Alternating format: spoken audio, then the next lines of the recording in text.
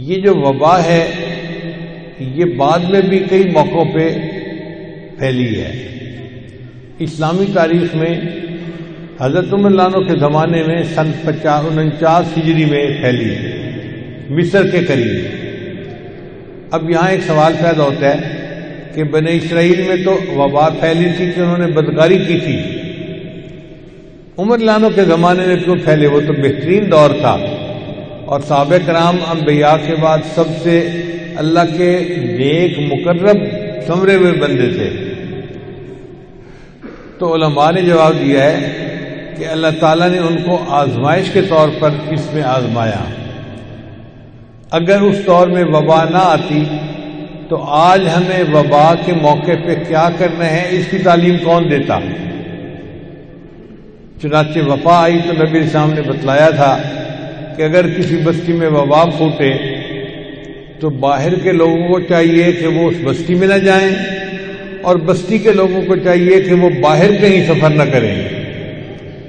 بستی کے لوگوں کو تو اس لیے روکا کہ یہ تو بیماری میں مبتلا ہیں ہی صحیح، اب یہ اگر باہر جائیں گے تو جہاں تک جائیں گے لوگوں کو بھی بیمار کریں گے، تو بہتر ہے کہ یہ گھر پہ ہی رہیں۔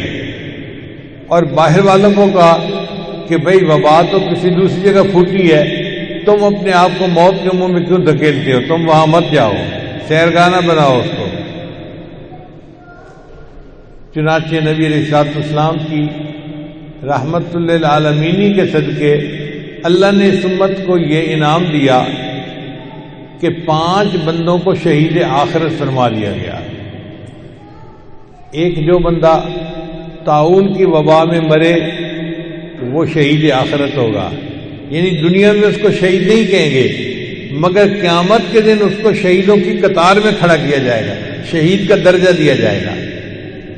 پھر جو بندہ پیٹ کی بیماری میں مرے وہ بھی شہید آخرت، پھر جو بندہ گر کے مرے وہ بھی شہید آخرت، دب کے مرے وہ بھی شہید آخرت۔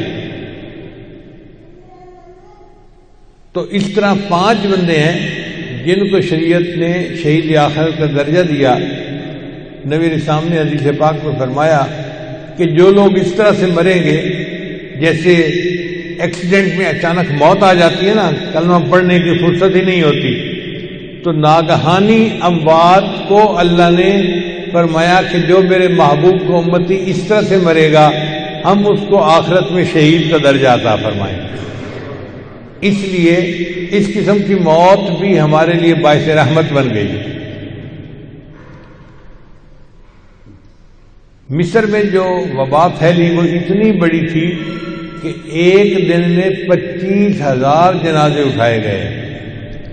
بنی اسرائیل میں وبا پھیلی تھی تو 70,000 جنازے، اور اسلام کی تاریخ میں جب وبا مصر میں پھیلی تو 25,000 جنازے ایک دن میں اٹھائے گئے۔ بہرحال یہ حالات ہیں جو عدلتیں بدلتے رہتے ہیں۔ چنانچہ حضرت عمر رضی اللہ عنہ کے زمانے میں جب 50 ہجری میں مصر کے اندر وبا پھیلی تو ان لوگوں نے اجتماعی توبہ کی۔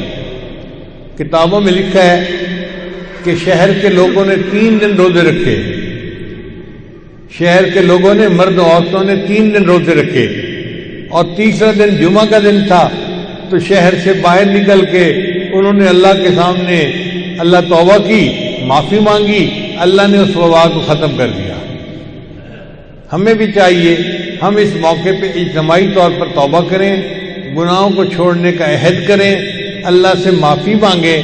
اللہ اگر معاف فرما دیں گے تو یہ بیماری ختم ہو جائے گی۔ اور ہمارے ملک کے جو سائنسدان ہیں ان کو چاہیے کہ وہ تحقیقات کریں اور اس بیماری کا کوئی ویکسین نکالیں۔ ہمیں کافروں کی طرف نہیں دیکھنا چاہیے کہ وہ ویکسین نکالیں گے تو ہم علاج کریں گے۔ بھئی اللہ نے ہمیں بھی دماغ دیے ہیں، ہم یہ کام خود بھی کر سکتے ہیں، ہم ان کی طرف کیوں دیکھتے رہیں؟ لہذا جو ڈاکٹر اس کی ویکسین ایجاد کرے گا، میرا اپنا گمان ہے کہ شاید اسی عمل پر اللہ اس کے ساری زندگی کے گناہوں کو معاف فرما دے۔ تو ہمارے سائنسدانوں کو بھی محنت کرنی چاہیے اور اس بیماری کا علاج ڈھونڈنا چاہیے، اور ہمیں اس سلسلے میں پوری احتیاط کرنی چاہیے۔